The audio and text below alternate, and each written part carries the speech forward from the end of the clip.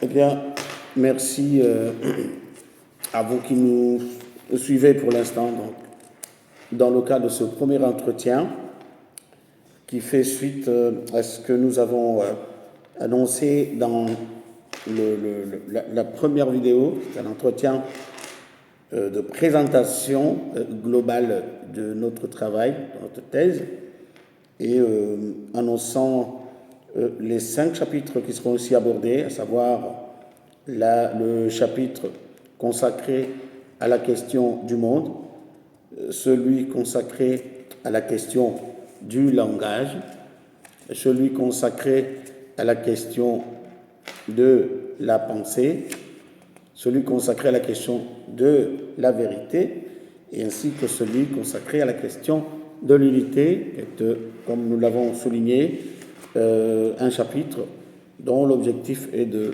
proposer une lecture de la pensée de Wittgenstein. Maintenant, sans plus tarder, comme nous l'avions annoncé, nous allons ici aborder le problème du monde. Donc la question qui nous concerne dans cet entretien est celle du monde. Alors, dès lors, nous devrions nous mettre d'accord sur le sens même du concept monde. Lorsque nous parlons du monde, qu'en est-il? Et le monde, qu'est-ce? Est-ce une réalité existante? Est-ce une fiction? Est-ce une subjectivité? Et donc, tout cela, du point de vue purement logique, eh bien, nous allons ici essayer d'éclaircir donc cette question et vous donner le contenu que nous avons présenté dans le premier chapitre de notre thèse intitulée « Le mythe de la vérité », et bien laquelle a été consacrée au problème de la vérité qui a évidemment nécessité d'aborder en priorité la question du monde. Alors, lorsque nous disons cela, nous allons tout de suite à la définition de ce que nous entendons par monde. Alors, ce qu'il faut noter, c'est que le monde dont il est question d'un point de vue purement logique n'est pas celui auquel le concept pouvait renvoyer dans un autre contexte ou d'un autre point de vue. Car d'un point de vue philosophique et logique, nécessairement, lorsque nous parlons du monde, ce dont il est question n'est pas la planète. Eh bien, nous ne nous inscrivons pas, si vous voulez, dans une perspective purement cosmologique ou cosmogonique.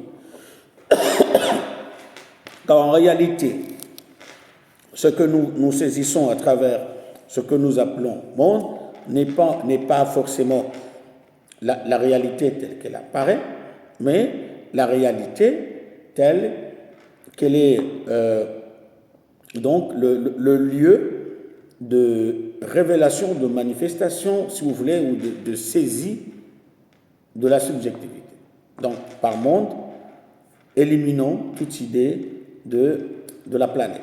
Donc, quelque chose qui serait une planète habitable. Et d'ailleurs, la planète sur laquelle nous habitons s'appelle monde par analogie. La planète s'appelle Terre. Nous habitons sur la planète Terre. Eh bien, il en existe d'autres. Et je ne fais pas ici l'astronomie. Le discours n'est pas celui de décrire l'univers et ses composants. Mais les planètes, il y en existe tellement. Hein. Il y en a qui sont nommés, comme Mercure, Vénus, Terre, Uranus, Jupiter, Mars, machin, et on sort. Mais il y en a d'autres qui sont sans nom. L'univers étant une infinité des systèmes, déjà une infinité des galaxies, des systèmes, et une infinité de planètes. Voilà. Donc, par monde, ce dont il est question n'est pas un pays, n'est pas forcément la Terre. Alors, si le monde n'est pas la Terre, si le monde n'est pas ce que nous voyons, forcément, alors qu'est-ce que c'est que le monde? Qu'en est-il en réalité? Eh bien, la question, la réponse à la question se trouve chez Marcus Gabriel, qui lui a publié Pourquoi le monde n'existe pas. Donc, le monde est ce qui n'existe pas d'emblée. Et l'auteur, dans son ouvrage Pourquoi le monde n'existe pas, dit ceci, que les galaxies existent, les toilettes existent, les couleurs existent, tout existe, sauf le monde. Alors, pourquoi alors parler de quelque chose qui n'existe pas en réalité? Bien, le monde n'existe pas d'emblée. Le monde n'est pas l'ensemble de nos villes. Le monde n'est pas l'ensemble de nos cours d'eau, l'ensemble de nos forêts. Le monde ne sont pas les arbres. Le monde ne sont pas les hommes.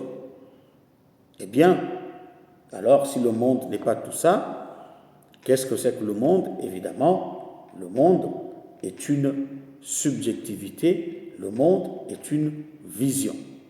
Le monde est d'abord et avant tout la manière dont les choses se structurent et se manifestent.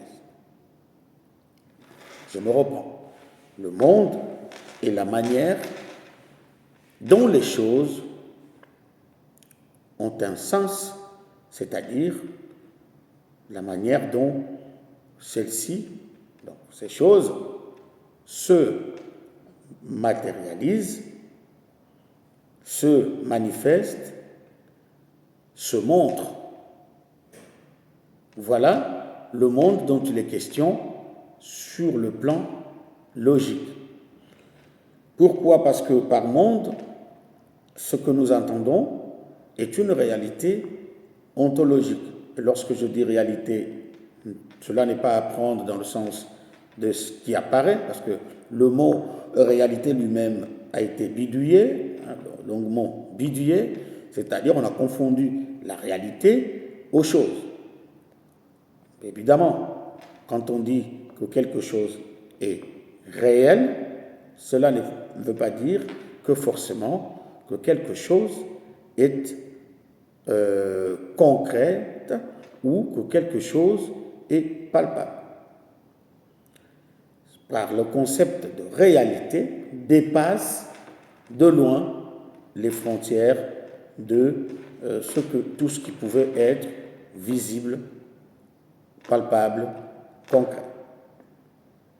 Eh bien, le monde est cette réalité qui est un principe ou une manière de voir les choses, une manière de saisir les choses, mais qui est essentielle, qui est à la base de la façon dont la réalité concrète, et là, faut-il faire la différence entre réalité ontologique et réalité concrète, pour faciliter les choses, c'est que la réalité est concrète lorsqu'elle est manifeste, palpable, mais que la réalité étant ontologique, ou ontique, eh bien, lorsqu'elle n'est pas palpable, mais qu'elle est tout simplement possible. Et c'est là que le faire de la philosophie, la logique, ça demande une certaine clairvoyance de l'esprit. Justement, c'est dans la mesure où, lorsque vous parlez de la réalité, il faut vous situer le discours à des registres qui sont différents. Lorsque vous parlez, vous les situez, et c'est comme cela que chaque concept utilisé selon le registre a un sens bien précis et un sens différent. Tout est question du registre et du contexte. Donc, dans le contexte qui est le nôtre dans cet entretien, ce que nous voulons expliquer, c'est le monde lorsqu'il n'est pas l'ensemble des choses que nous voyons forcément, lorsqu'il n'est pas l'ensemble des meubles, des objets, des comptes tels que nous les voyons. Nous partons de là, et c'est la raison pour laquelle nous parlons du monde ici comme étant une structure ontologique, dans le premier chapitre. Alors, Une fois que nous avons soulevé ce problème, éclairci un peu, que le monde pouvait dépasser le seul cadre de la réalité concrète, nous sommes évidemment platonisants, Platon qui parle du monde des idées, le monde réel, c'est un petit peu ça, hein, de ça dont il est question, évidemment. Et une fois que nous avons mis en place cette différence, cette dichotomie, eh bien, l'autre question vient pour savoir qu'est-ce que, ce que nous entendons par structure. La structure. Comment alors se fait-il qu'une réalité qui n'est pas réelle, mais pouvait être structurée? Eh bien, l'idée du monde va avec celle de la structure pour tout simplement aboutir à quelque chose de plus important, c'est-à-dire les limites du monde ou la notion du monde comme espace cloisonné, comme entité limitée. Donc, si je suis, lorsque je me dis que je suis dans un monde où je suis un monde, ou alors je suis confronté à un monde, cela veut dire que je suis confronté à une réalité qui d'ores et déjà m'impose une certaine frontière à franchir, une certaine limite à traverser. C'est-à-dire, je suis confronté à une réalité toujours et déjà close. Le monde est clos. Le monde n'est pas une ouverture infinie. Et donc, si le monde est une réalité close, parce que structuré, il n'y a pas de structure infinie, une structure désordonnée, cela voudrait dire que lorsque je suis à l'intérieur du monde, je ne peux pas être en même temps à l'extérieur de celui-ci. Je suis mon monde, je suis dans mon monde. Je ne peux être à la fois à l'intérieur de mon monde et à l'extérieur de celui-ci. Eh bien, mais tout cela, nous y reviendrons parce que chez Wittgenstein, cela nous amène à plus d'autres notions, car à partir de cette question, l'avons-nous déjà soulevé dans, dans ce que nous avons présenté comme dans la vidéo introductive, que toute l'œuvre de Wittgenstein pouvait être lue et comprise à partir de la notion du monde. C'est-à-dire, à partir même de cette question, nous pouvons aller plus loin pour comprendre, en réalité, toute l'œuvre de Wittgenstein, sachant que nous nous inscrivions ici dans une logique qui met en valeur essentiellement la question de la continuité et de l'unité de la pensée de Wittgenstein. Qu'il existait une certaine implication logique entre les diverses problématiques abordées par l'auteur, c'est-à-dire par Wittgenstein Ludwig. Voilà, donc le monde est une entité close, le monde est structuré, le mot structure est ici très important, et le monde est un espace, le monde est une entité. Eh bien voilà, maintenant, que dit Wittgenstein lui-même? Dès l'entame du Tractatus Logico-Philosophicus, qui est son tout premier ouvrage philosophique, et consacré justement à la logique. Le Tractatus Logico-Philosophicus pouvait se traduire en français par quelque chose comme le traité de logique philosophique ou le traité de philosophie logique, comme on veut, et dans lequel vous avez l'auteur qui, dès l'entrée du jeu, va insister sur cette phrase.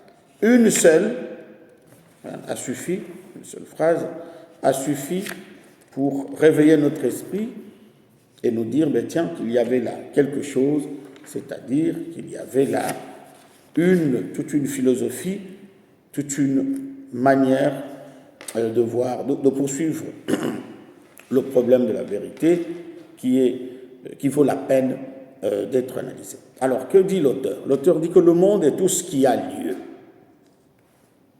Bien, le monde est la totalité des faits et non des choses. Voilà.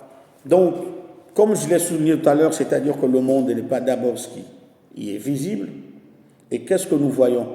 Nous voyons les choses. Et le monde est la totalité des faits et non des choses. Nous ne voyons pas des faits, mais nous voyons des choses. Sur le plan purement logique. Et donc, si le monde est tout ce qui a lieu, ce qui a lieu sont les faits. Ce qui a lieu sont les faits.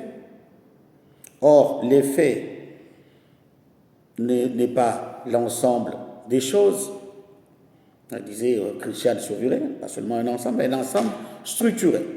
Donc, c'est-à-dire que nous parlons de faits que lorsque les choses se présentent de manière structurée, c'est-à-dire de manière logique, car seule la logique s'occupe non pas de la chose ou des choses, mais de la structure, autrement dit, de la manière dont les choses se manifestent, les choses se montrent.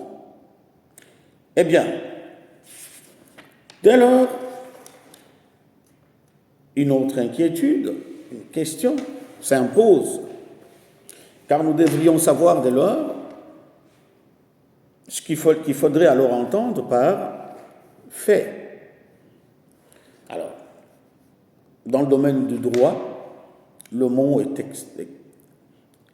exorbitamment utilisé, les faits, les faits reprochés, les faits.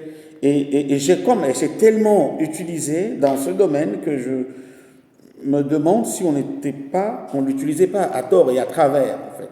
Mais bon, ici, faut-il le dire, et que une perspective philosophique n'est pas une perspective juridique.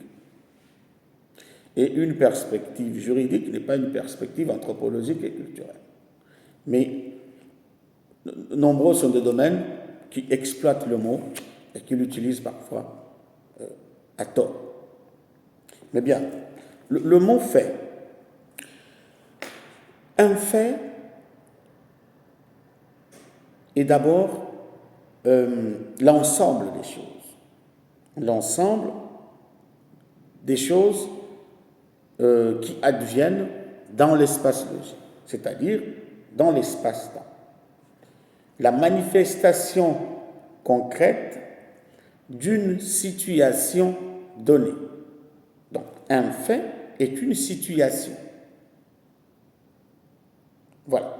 Maintenant, sur le plan purement logique, un fait est une coordination logique des objets ou des choses. Et lorsque des choses se structurent de manière logique, parce que les choses peuvent aussi se structurer de manière non logique. Excusez-moi, et dans ce cas-là, nous ne parlons pas des faits,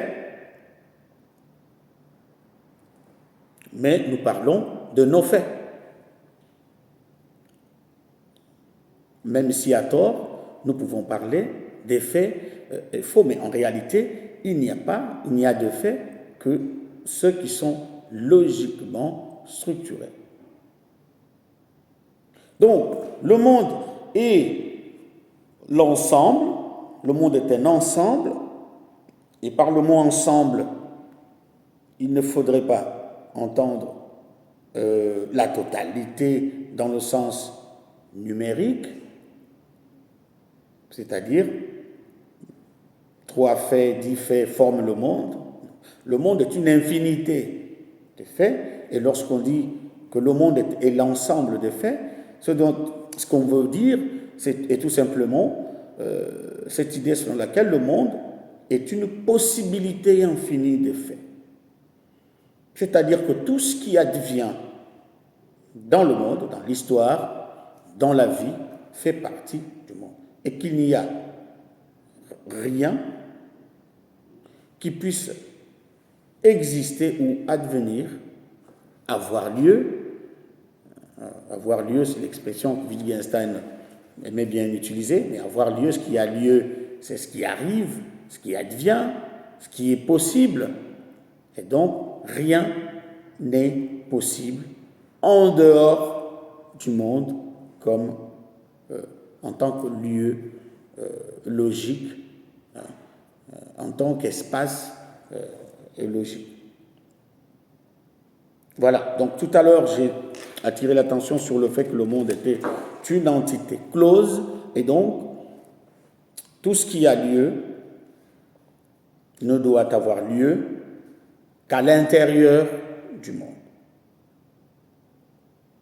Et vous verrez que lorsque nous parlons du monde comme réalité close, ce qu'il faut retenir, ce n'est pas non plus l'image du monde comme étant un espace dans le sens spatial du terme, c'est-à-dire une région. Non.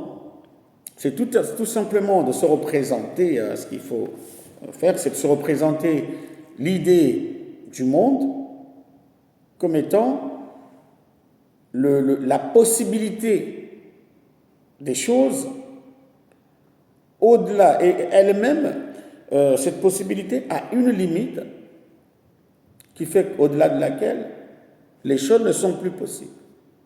C'est-à-dire que lorsque je traverse les frontières du monde, admettons que cela puisse être possible, eh bien, je ne peux plus m'imaginer des faits, m'imaginer des choses.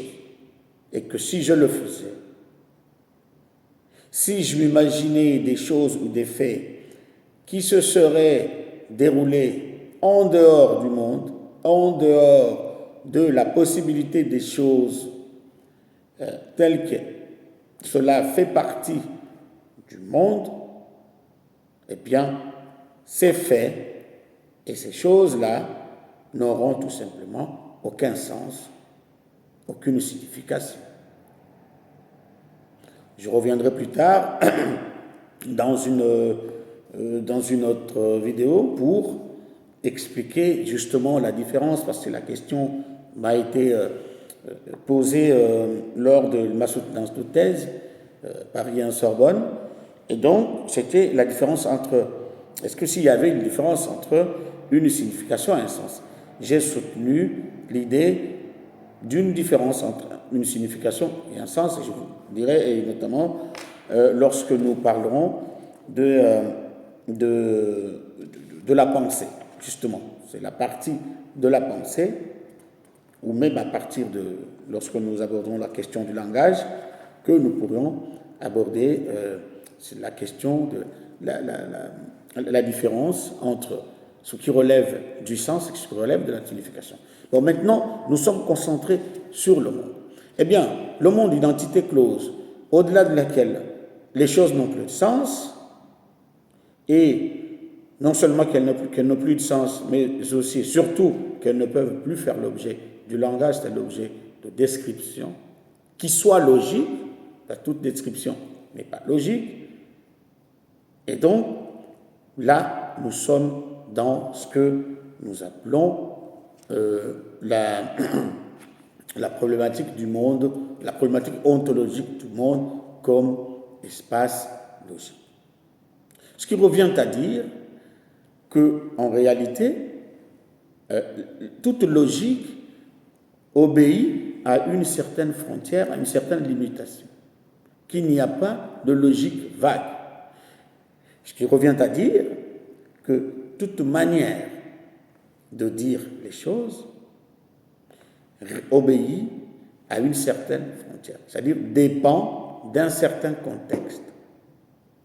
Ce qui revient encore, c'est-à-dire que chaque contexte peut avoir sa logique propre, sa manière à la fois de saisir les choses et de les exprimer d'une manière qui soit propre. Voilà.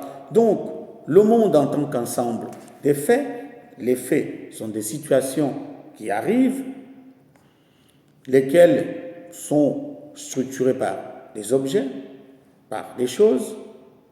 Dans un langage logique, nous les appelons objets. C'est une question de statut. Mais lorsque vous dites les choses, vous utilisez un langage ordinaire, normal. Les choses et les objets, je reviendrai plus tard, mais arrêtons-nous un peu sur la question des faits. Évidemment, les faits sont structurés de manière logique, c'est-à-dire selon des implications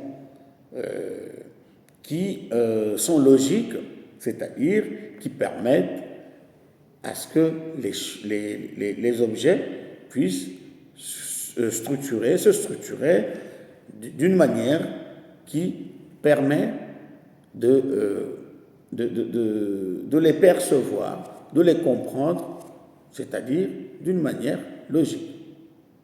Tout ce qui n'est pas structuré d'une manière logique n'est pas compréhensible non plus. Voilà. Donc, les faits sont des situations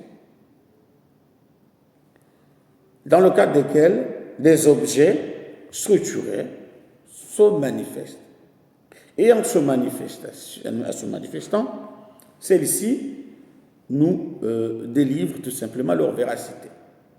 Alors, lorsque nous parlerons de la vérité, j'insisterai sur cette notion de la véracité, et notamment la différence entre ce qui relève de la véracité et ce qui relève de la vérité, à proprement dit.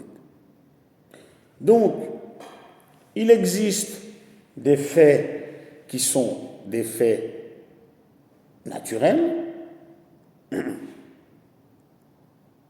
Il peut exister des faits qui sont des faits produits. Allez, lancer une bombe crée un fait produit.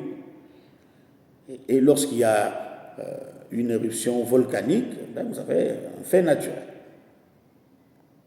Mais lorsque je vais au marché, au centre commercial faire mes courses, eh bien, je produis un fait. Je suis créateur d'un fait. Mais ce qu'il faut noter à ce stade, c'est que il existe des faits que nous saisissons et il existe aussi des faits que nous ne saisissons pas. C'est-à-dire que dans la vie de tous les jours, ce ne sont pas tous les faits que nous saisissons et comprenons le sens.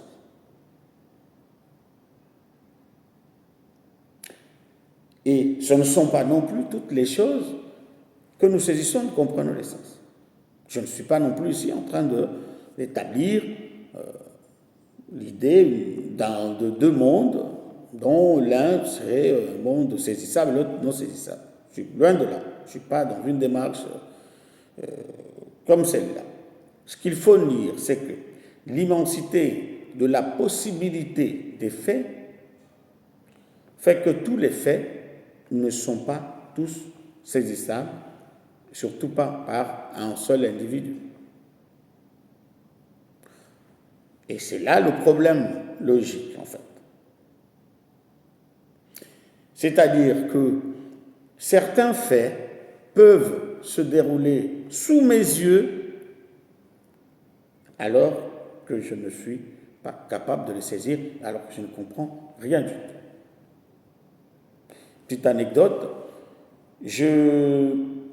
en France, au musée du Louvre, ma première visite, je l'effectue Et pour visiter, c'était l'exposition de Rembrandt qui exposait sur le visage du Christ.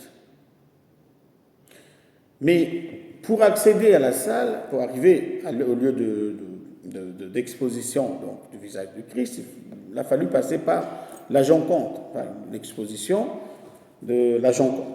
Alors, tout venant d'Afrique, j'arrive devant la Joconde, je poursuis tout simplement, je regarde, j'ai rien vu de spécial.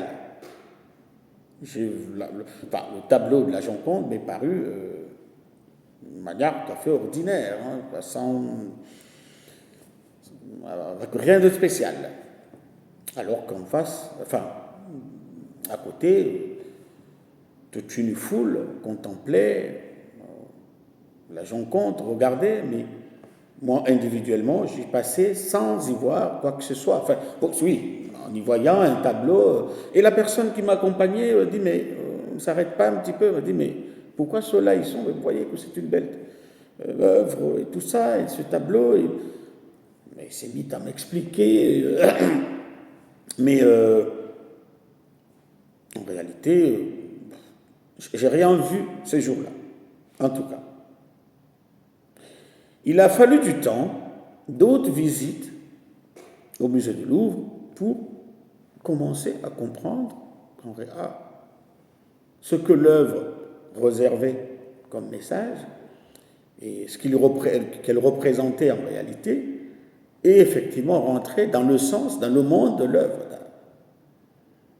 Donc, c'est aussi, et c'est ce qu'il faut noter aussi, en même temps, c'est que c'est aussi parce que nous sommes dans une posture qui nous permet de comprendre un fait qu'on le comprend. Et de là, il faut se dire que le monde dont on parle, au singulier, il est aussi à parler au pluriel. Mais je reviendrai. Mais je voudrais quand même terminer la question des choses. Comment les choses ou les objets se structurent-ils? Eh bien, les objets se structurent grâce à ce qu'on appelle les connecteurs logiques. C'est-à-dire, c'est soit un verbe, soit une préposition, soit. Par exemple, le chat est noir. J'ai vu un chat noir sur une table. La situation implique la table, le chat, sa couleur, sa position, ainsi de suite. Lorsque je dis j'ai vu un chat noir sur une table, moi-même, en tant que sujet observant, je fais partie du fait. C'est le je qui voit un chat sur une table, un chat noir. Donc, je fais partie du fait. En contemplant le fait, en percevant un fait, je fais partie de lui, sans le savoir surtout. C'est ça qui est le plus important en fait. Je n'ai pas la conscience que je faisais partie du fait. En réalité, c'est un homme, s'il y avait un tiers qui nous regardait, dirait un homme a regardé un chat noir sur une table dans un salon. Et dès lors que ce tiers nous voit, lui aussi rentre dans le fait. Il fait partie du fait. C'est-à-dire qu'un tiers voyait un homme qui voyait un chat assis sur une table, ainsi de suite. Que cela veut dire? Cela veut dire tout simplement que lorsque je perçois un fait que je le comprends, cela veut dire que je faisais partie de lui. Cela veut dire que j'étais à mesure de le percevoir, de le voir, de le décrire.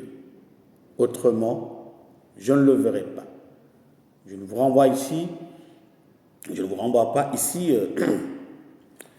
nous ne vous renvoyons pas ici à creuser forcément la question de la perception pour savoir quel est le contenu de la perception, quel est le contenu du sens. Mais nous voulons justement vous alerter sur le fait que lorsque je comprends un fait, cela veut dire que cela a été compréhensible par rapport à moi. Je ne peux comprendre un fait que lorsque celui-ci fait partie des faits dont j'ai la possibilité de comprendre, d'analyser, de saisir. Une manière de dire que nous pouvons aussi ne pas voir ce que les autres voient. Nous ne pouvons ne pas comprendre ce que les autres comprennent. En fait, l'idée, c'est celle-là. Il est toujours possible que je ne puisse pas voir forcément ce que tout le monde voit. Lorsque je prends un texte, je lis le texte, ma compréhension va se limiter à ma capacité à comprendre ce texte et à mes intuitions, mes questionnements, mon monde. Ce qui n'exclut pas qu'une autre personne peut, avec une sensibilité personnelle, voir dans le texte d'autres aspects, d'autres faits encore importants, voilà, qui font partie évidemment du même texte. Eh bien, ce qu'il faut noter, et c'est à cela que nous renvoie la première partie de cette notion wittgensteinienne du monde, c'est qu'il n'existe pas un seul monde. Et lorsque je dis qu'il n'existe pas un seul monde, il n'existe pas une seule possibilité de structuration, de saisie, d'appréhension des choses. Qu'il existait plusieurs manières d'appréhender les choses. Et ces manières, et la question est là, chez Wittgenstein, c'est comment arrivons-nous à nous approprier cette manière d'appréhender en tant que sujet. Est-ce que nous naissons avec? Ou est-ce que nous l'apprenons? Est-ce que nous l'apprenons à quel moment? À quel âge? Où? Par qui? Car la question du monde, lorsque vous me suivez avec attention jusqu'à ce stade, vous vous rendez compte que si le monde n'est pas les choses telles que nous les voyons, mais qu'il était donc question des choses telles que nous les appréhendons,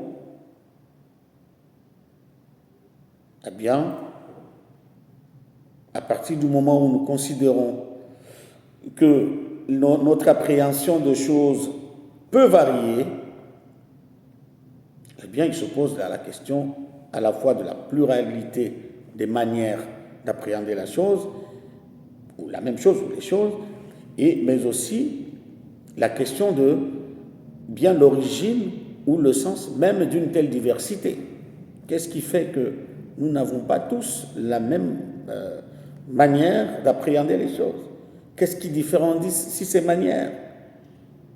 D'où la question de savoir à partir de quel moment, où apprenons-nous à appréhender les choses. Parce que le monde est tout d'abord une question d'appréhension. Le monde n'est pas quelque chose qui existe d'emblée. Et dans ce cas-là, le monde est une construction psychologique, construction subjective. Et donc, le monde est tout simplement ma subjectivité. Et l'auteur qui dit cela, de la manière la plus savante, C'est Arthur Schopenhauer qui dit tout simplement que le monde est ma subjectivité. Je suis mon monde. Dans son ouvrage intitulé le monde comme volonté et comme représentation. Le monde n'est autre chose n'est pas en dehors de ma volonté et ma représentation. Le monde est ce que je me représente et non pas ce que je vois. Donc le monde est avant tout ce que je me représente, parce que de toute manière, ce que je vois, je ne peux voir que ce que je me représente. Tout ce que nous ne nous représentons pas, nous ne les voyons pas. Tout ce dont nous n'avons pas la volonté, nous ne le comprenons pas, nous ne le voyons pas non plus. Nous ne pouvons voir que ce dont nous avons est la volonté et la représentation. C'est-à-dire ce dont nous nous présentons, voilà, nous pouvons les voir, nous pouvons les saisir, nous pouvons les comprendre. Voir ici, non pas tout simplement dans le sens de regarder, il y a encore une différence entre regarder et voir. Voir dans le sens épistémologique de saisir la chose, en savoir et comprendre ce qu'il en est en réalité. C'est ça, en fait. Donc, je suis moi, mon monde, et pas autre chose. Eh bien, donc, nous pouvons déjà dire ici que la première révélation philosophique chez Wittgenstein nous permet de faire le lien entre Schopenhauer et l'auteur. Et d'ailleurs, Raymond nous dit dans Wittgenstein, le devoir du génie, que Wittgenstein, son père l'appelait Schopenhauer, parce qu'il lisait souvent, déjà tout petit, on l'appelait Schopenhauer. Donc, il existe une pluralité des mondes, une infinité, eh bien, une infinité due au fait que chacun pouvait se faire sa manière d'interpréter et de comprendre les choses. Ce qui vous convient à dire que nous ne vivions pas tous dans un même monde, ce qui serait une faute grave. Nous vivons tous dans des mondes différents, mais qui sont des mondes qui sont interconnectables. Évidemment, il peut exister des mondes contradictoires, des mondes tout simplement opposés. Il y a un film, c'est le film de Chaduki, il y a un livre dont le titre est La guerre des mondes. Parce que des mondes peuvent être en guerre, tout comme des mondes peuvent être en paix, des mondes peuvent se structurer pour former un grand monde, un monde commun, un monde où tous ont à peu près des repères communs. Et c'est dans ce sens qu'il faut évoquer l'idée des valeurs communes. Hein, telle l'Europe a des valeurs communes, nos valeurs, les valeurs françaises, la laïcité, la liberté, l'égalité. Et bien donc, les mondes peuvent se structurer et pour former un seul monde. Mais là où la question logique est tout à fait indispensable, c'est comment, quel est le lieu, quel est le moment où commence cette initiation à la manière dont nous voyons les choses. Si nous sommes des mondes différents, si le monde est justement la manière dont je perçois et la manière dont j'interprète et comprends le monde. Eh bien, et au-delà de ça, la question devient celle de la subjectivité aussi. C'est-à-dire celle de savoir à quel moment nous devenons des sujets.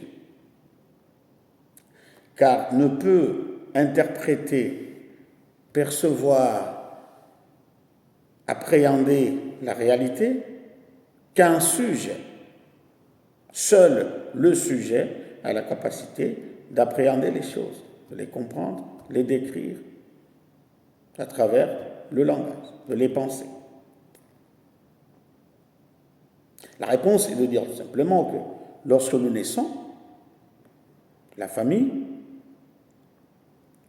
à travers le langage maternel déjà, à travers l'éducation, à travers la nomination, la désignation dans des choses,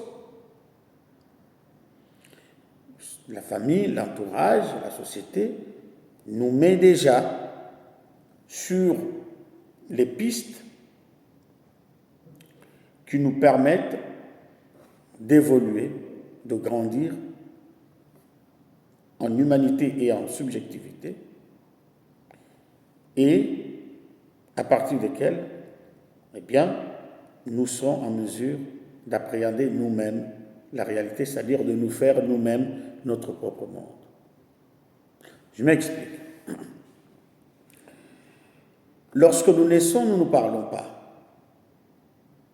Lorsque nous naissons, nous observons l'attitude de nos parents, l'attitude de notre mère. Donc la première qui nous apprend, c'est notre mère, c'est la mère, qui nous dit qu'il y a ça, il y a ça, il y a ça, il y a ça. La manière dont cela nous a été annoncé, la manière dont cela nous a été dit, définit, oriente la manière dont nous appréhendrons la réalité, le monde, plus tard, c'est-à-dire devenu adulte et devenu sujet. Et ce qui est intéressant, c'est de dire que, par exemple, la croyance, qu'elle soit scientifique, qu'elle soit religieuse ou qu'elle soit laïque, cette notion, chez Wittgenstein, Wittgenstein le montre déjà bien, que 10 mois, par exemple, il dit dans le livre plus tard que 10 mois, si cela est une main, je te dirai le reste. C'est-à-dire que si, déjà, enfant, vous apprenez que ça s'appelle jambe, et ça s'arrête là,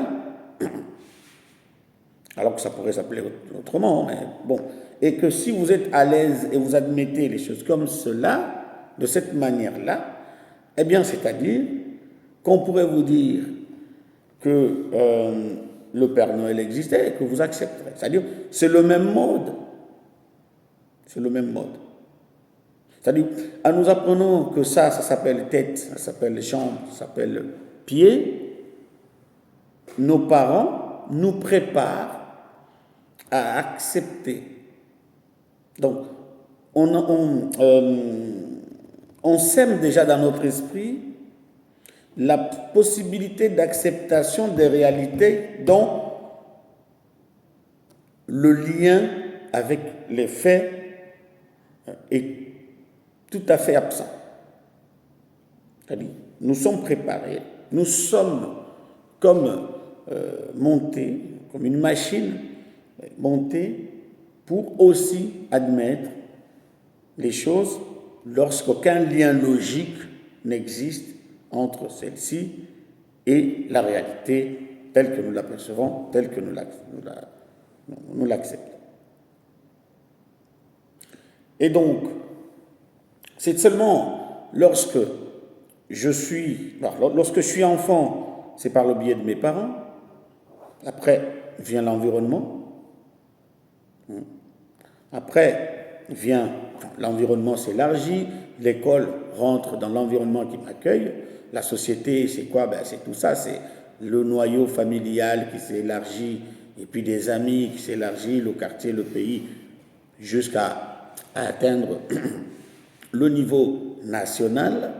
Je suis ma nation, je m'identifie à ma nation, et à partir du moment où je m'identifie à ma nation, je m'identifie aussi à ses valeurs, à sa manière d'appréhender les choses, à sa manière de vivre, à son langage, et tout ce qui s'ensuit.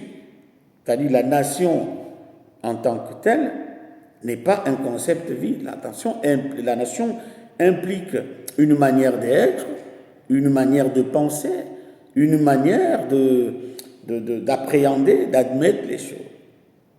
Lorsque nous sommes une nation, même lorsque nous sommes une famille, lorsque nous sommes un club, lorsque nous sommes une association, lorsque nous sommes et d'où d'ailleurs l'idée des idéologies.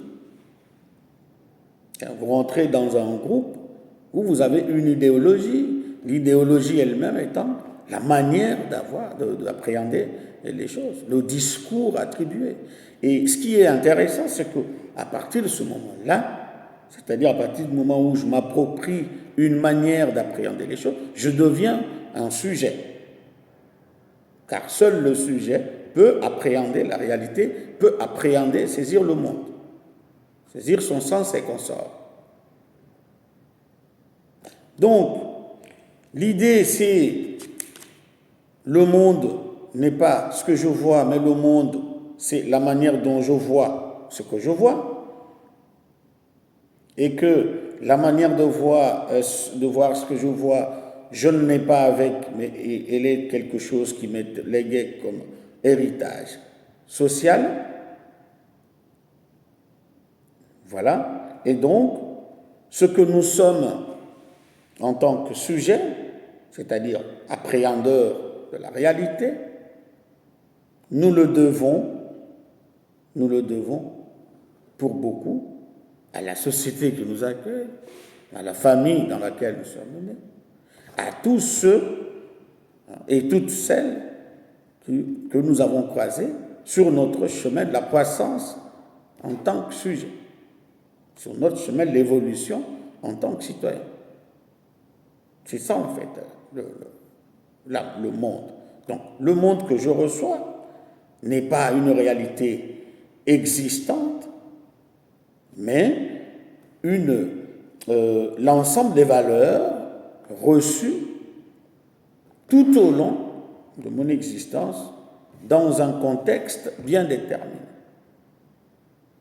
Donc, le monde est le contexte dans lequel j'évolue.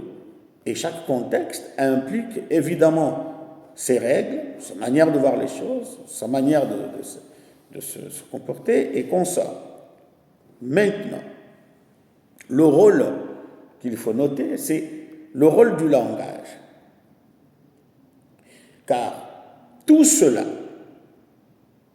c'est-à-dire depuis la naissance jusqu'à ce que je devienne un sujet, jusqu'à ce que je devienne, ou nous devenons, capables d'appréhender la réalité, de la saisir, de l'expliquer, de proposer, eh bien, tout ce que nous recevons, tout ce que nous apprenons, nous le recevons qu'à travers le langage. Car en dehors du langage, il n'y a pas de possibilité d'appréhension ni de description de quoi que ce soit. C'est-à-dire que nous sommes, dans ce cas-là, le type de langage que nous avons développé, le type de langage que nous avons reçu ou entendu, en tout cas dans un contexte bien déterminé. Nous sommes notre langage, tout comme nous sommes notre monde. Je suis mon monde, ça c'est Wittgenstein qui le dit d'ailleurs, une idée reprise chez Schopenhauer, c'est « je suis mon monde », okay, et pas autre chose, c'est-à-dire « je suis ma manière de voir les choses ». Nous représentons tous une certaine manière de voir les choses, une certaine manière de comprendre les choses. Chacun comprend à sa manière, et ça c'est très important à souligner, car certaines hostilités naissent du fait que nous ignorons cette dimension tout simplement démocratique, s'il faut le dire, cette dimension diverse de la manière dont nous pouvons comprendre une seule chose. Et à partir du moment que nous comprenons cela, nous disons que c'est possible que d'autres puissent avoir leur propre manière de comprendre les choses, il n'y a plus de conflit, ou il y en a moins, en fait, tout simplement. Donc, je suis ma manière, je ne peux, d'ailleurs, je pourrais même dire, je ne peux être autre chose que ma manière de comprendre la réalité. Ce qui reviendrait à dire que à partir de ta manière de comprendre la réalité, je pourrais déduire ce que tu représentes, ce que tu es, en fait. Dis-moi ta manière de comprendre les choses, je te dirai qui tu es, en quelque sorte. Donc, Si le monde est ma manière, cette manière, je ne l'obtiens qu'à travers le langage. Et le langage en tant que véhicule des manières de comprendre les choses ou d'appréhender la réalité, eh bien, dépend de la manière dont je manipule, et nous le verrons dans la partie sur le langage, la manière dont je fais usage des mots. Donc, les mots ayant un sens et la manière dont je fais usage des mots, eh bien, va influer sur ma manière de voir le monde. Donc, c'est-à-dire que la manière dont je fais usage de mots en dit tout ou plus sur ma manière de voir le monde. Car nous sommes autre chose, nous ne pouvons être autre chose que la manière dont nous appréhendons le monde à travers la manière dont nous faisons usage de la langue, usage des mots. Car c'est cette même manière, c'est de cette manière que nous avons appris la manière d'appréhender le monde.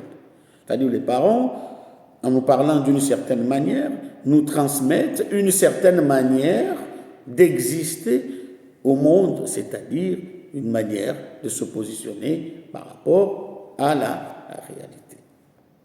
Une manière de comprendre, une manière de décrire, une manière de vivre, tout simplement.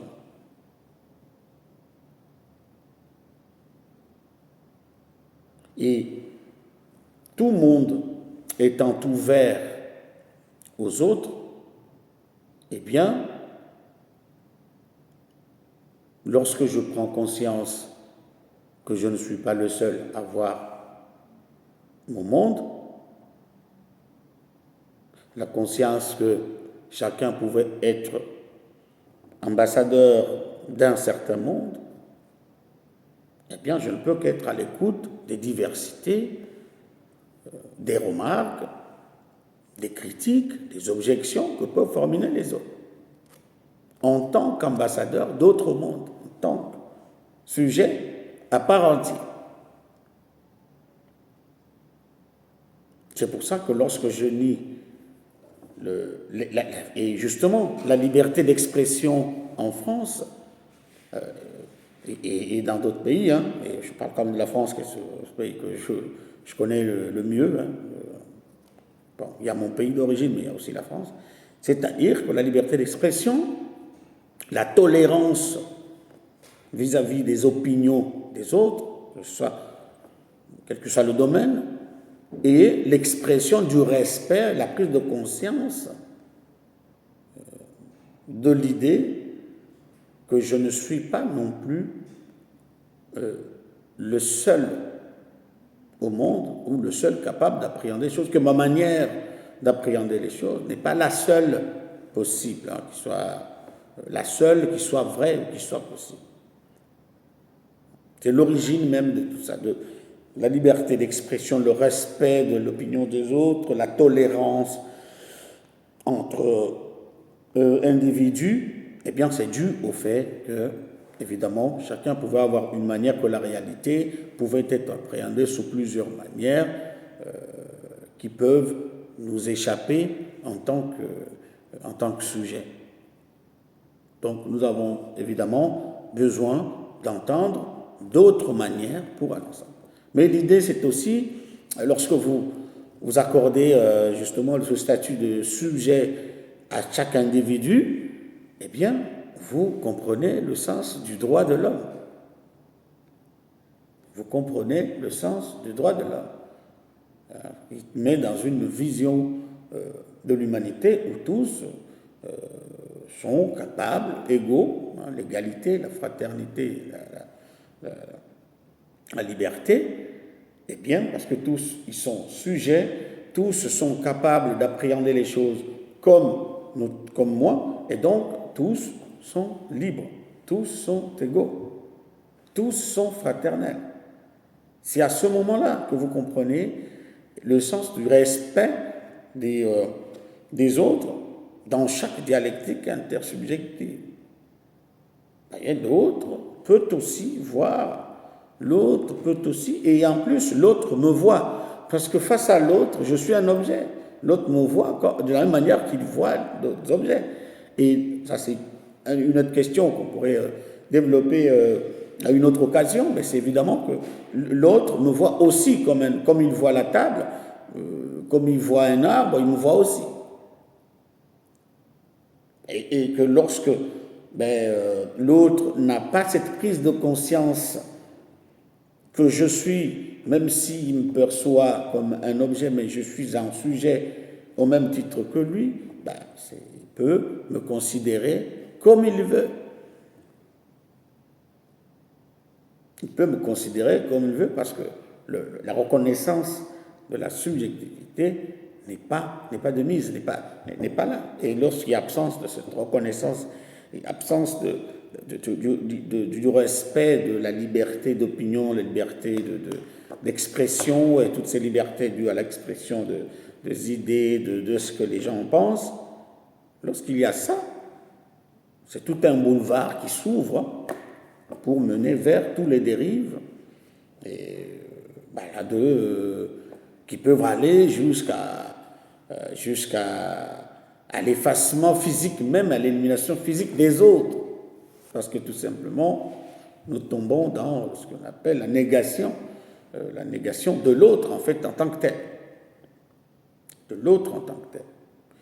Il y a une semaine, j'étais en Belgique et à une occasion, on était autour d'une table et j'ai considéré que à chaque fois que je prenais la parole pour analyser, donner un point de vue, on me faisait savoir en face que non, ça ne valait pas la peine. Et c'était à chaque fois, c'est-à-dire dès que je commençais, l'interlocuteur en face disait on clôt le débat. Tout simplement. Alors, il donnait son point de vue, je l'écoutais, et lorsque je voulais nuancer, point de débat. Mais lorsque j'allais dans son sens, lorsque j'étais d'accord, on pouvait poursuivre la causerie et tout ça. Au bout d'un certain moment, j'étais obligé de dire à la personne que, en fait, ce que vous faites, c'est le refus de l'autre. C'est un manque de respect, un manque de considération pour des opinions scientifiques. Voilà, on parlait du scientifique, mais de l'opinion de l'autre, en fait. Vous avez ce souci-là. Il dit, mais non, je dis, mais non, parce qu'une opinion, le propre, en fait, lorsqu'on est en face d'une opinion nouvelle, une opinion étrangère, l'attitude appropriée n'est pas de tout de suite dire si c'est vrai ou faux. L'attitude, c'est de savoir et questionner l'opinion, pousser le sujet tenant son opinion à vous en expliquer davantage, à vous dire le pourquoi. La question, c'est le pourquoi. Mais l'attitude tout à fait classique des gens, c'est lorsque la personne ne comprend pas, vous dites tout de suite, c'est faux. Mais non, la question, c'est pas parce que vous ne comprenez pas que la chose est forcément fausse. Galilée disait des choses vraies devant un tribunal d'inquisition qui était dans le faux, jusqu'à se faire condamner, mais en fait, il disait vrai. Hein. C'est le tribunal, en fait, qui était dans le faux. En fait. Donc, c'est pas parce qu'une opinion est jugée fausse qu'elle l'est en réalité. Et là, nous le verrons dans l'entretien lorsqu'il s'agira d'analyser la question de la pensée et même déjà à partir de la question du langage, il y a possibilité d'aborder cette question-là, justement que toute opinion fausse ne l'est pas forcément. Voilà, toute opinion vraie ne l'est pas non plus forcément. Voilà. Donc, nous sommes des sujets lorsque nous sommes en mesure d'aborder et d'appréhender la réalité. Or, tout être est quand même en mesure d'appréhender la réalité, ce qui veut dire que le monde est une affaire de tous. et qu'il n'y a pas un seul peuple, il n'y a pas un seul sujet qui ne soit pas à mesure de comprendre le monde, de l'appréhender, de le décrire, de le présenter. Mais ce qu'il faut noter, c'est que chacun peut avoir son monde et que chacun peut avoir sa manière d'appréhender le monde. Et ce qui compte, c'est d'aller chercher à comprendre cette manière-là. D'aller chercher à comprendre cette manière et de comprendre pourquoi l'autre a cette manière-là de comprendre les choses. Voilà. Donc, le monde est une question de sujet, le monde est une question d'interprétation et d'expressivité du sujet. Et du coup, le monde dont nous parlons maintenant, dans cet entretien, dont il a été question dans ma tête, c'est un monde subjectif, c'est-à-dire c'est une réalité purement psychologique, mais une réalité qui est psychologique, mais avec une destination à se manifester aux autres, une destination à se concrétiser, se manifester, car lorsque j'appréhende le monde, lorsque je le décris à travers le langage, eh bien, je m'adresse à l'autre, je m'adresse à autrui. Je m'adresse à autrui. Donc, le monde est quelque chose qui s'exprime. Il n'y a pas de monde caché. Il n'y a pas de monde dont on ne peut pas décrire les faits. Là où il y a un monde, il s'exprime. Voilà. Donc, les expressivités des mondes, eh bien, sont le mode normal de toute vie. Donc, voilà. Et lorsque nous comprenons que finalement, le monde, c'est le sujet dans sa manière d'appréhender les choses, nous nous approchons vers la fin de la problématique pour passer à une autre, c'est-à-dire à la problématique du langage, c'est-à-dire, nous allons nous dire alors que plutôt que de dire que le monde existe, ce qui y aurait plus de sens est de dire que le monde, nous le créons. C'est le sujet qui crée le monde, c'est-à-dire c'est le sujet qui donne sens à ce qu'il perçoit. C'est le sujet qui donne de la valeur à ce qu'il voit, de la valeur à ce qu'il décrit. Lorsque je dis que le sujet crée le monde, c'est dans ce sens-là, dans le sens de donner de la valeur, dans le sens de comprendre le sens, de saisir les choses. Parce que les choses n'existent que lorsque nous les saisissons, que lorsque nous les comprenons. Dès lors, comme nous l'avons souligné tantôt, nous ne pouvons jamais tous constater l'existence de la même chose. Il peut y avoir des choses qui existent et qui nous échappent tout simplement, parce que nous ne sommes pas dans la perspective qui nous permet de comprendre ces choses-là.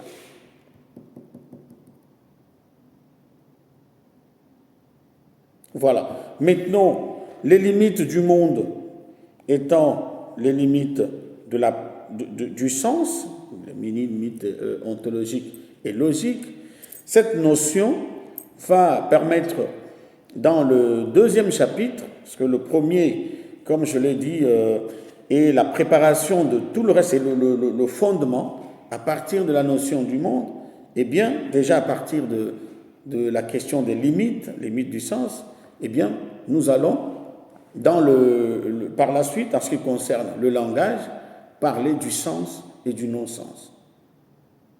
Cette notion du sens et du non-sens ne trouve racine qu'à travers et à partir de cette notion des limites du monde. Et la notion de la subjectivité ici, du monde comme réalité subjective, elle nous prépare à comprendre plus tard, lorsqu'il sera question de parler de la vérité, de parler de la pensée. Lorsque je dis que telle chose est vraie, telle chose est fausse, ce que je dis n'est pas la description de la chose, mais le jugement de valeur accordé à telle ou telle chose, selon ma manière de percevoir la chose, selon ma manière d'appréhender la réalité. Voilà, donc là, il existe plusieurs mondes, que le monde est une manière de voir les choses, et non pas les choses en soi, que cette manière de voir les choses, nous l'appréhendons et nous la recevons de la société, nous la recevons de la famille, nous la recevons de tout notre entourage, eh bien, et que c'est à partir du moment où nous sommes en mesure d'appréhender, de donner sens aux choses, que nous devenons nous-mêmes sujets, et que, par conséquent, le monde dont il est question n'est autre chose que ma propre subjectivité telle qu'elle se matérialise, ma propre subjectivité telle qu'elle me permet de donner sens aux choses. Donc c'est nous qui donnons sens aux choses et non l'inverse. Alors, je vous dis merci pour m'avoir ainsi suivi jusqu'à la fin. Une longue vidéo bien sûr, mais une vidéo riche aussi intéressante de sens dans le domaine qui est le sien, celui de la logique. Et après cette première partie, nous aurons une deuxième où nous parlerons, à proprement dit, du langage et de ce qui en est, lorsque nous parlons, quelle est la différence entre dire et parler, quelle est la différence entre langage et langue, quelle est la différence entre signification et sens, quelle est la différence entre désignation et description, quelle est la différence entre proposition et phrase. Toutes ces notions, vous le verrez, eh bien, seront abordées dans la vidéo qui va suivre, qui sera consacrée à la problématique du langage. Je vous dis et je vous remercie.